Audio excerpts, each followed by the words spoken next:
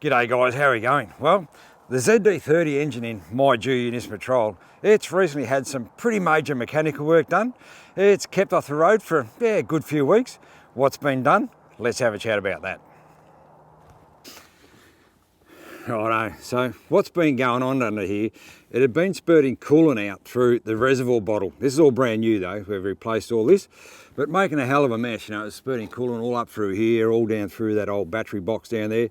Not a good situation to be in. So when it's spurting coolant out like it was, it pretty much only mean one thing. It's either going to be a cracked head, or the head gasket's let go, or even both. But keeping in mind, the head came off my ZD30 about 120,000 Ks ago. It's now got north of 415,000 Ks on the clock. All sorts of things now going through my mind. I'm weighing up all sorts of options. Now it has got north of 415,000 Ks on the clock. Which way to go? Do I look at pulling it back down again? Engine conversions, all sorts of things going through my mind. So yeah, let's weigh up a few options.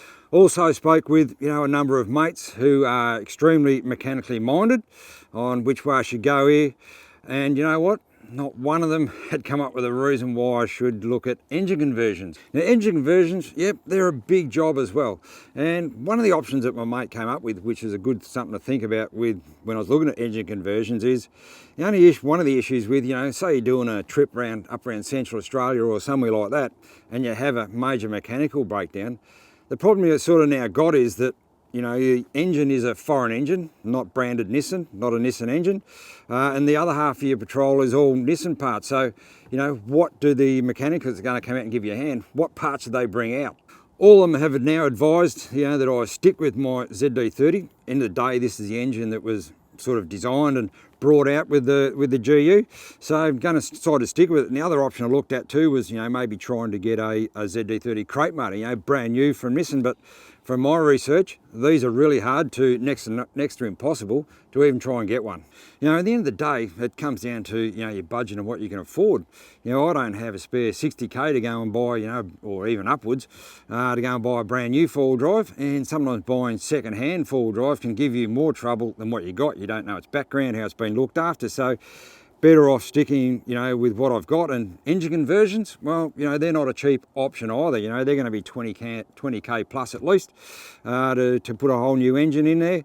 And the other thing too is, the Patrol will be off the road for maybe a month or more, and that alone is not ideal. And let's get the pull down of this mighty ZD30 underway.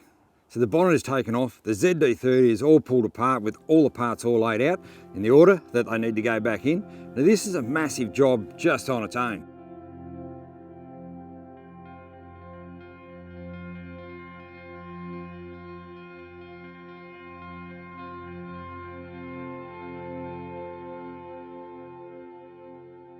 Once the head came off, the head was sent away and tested for any cracks or imperfections. The gasket also was sent away with the head to have that checked out as well. The head came back without any issues at all. It was fully tested, and the base of it was decked machined, guaranteeing a perfect flat surface when it gets bolted back onto the engine block. And from the tests that were done with the gasket that was sent away to get tested, it had shown there was 3 fail points in it, which will be undoubtedly the cause as to why the spurting of the coolant was coming out and making a hell of a mess. Now the head is back with a full bill of health. It's time to start getting this mighty ZD30 back together and back on the road. So the top of the pistons, top of the block there are all cleaned of any carbon buildup, and with the head bolted back on top of the block, the 2 cams are now back in place, and the exhaust manifolds, they are clean, spotless. And a brand new timing chain, and the sprocket was also replaced. Brand new water pump are all fitted, and all these parts that we fitted right the way through are all genuine from Nissan. Now you might pay a little bit more for genuine parts, but in the long run, it just could save you a bit more money down the track. The fuel injectors are now back in place, the rocker cover's gone back on, the intercooler's back on top. Things are starting to get close to getting this thing started up, and then this happens.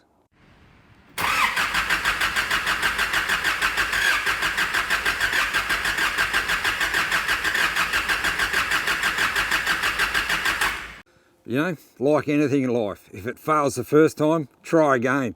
So with the second turn of the key, the mighty ZD30, it fires back up to life.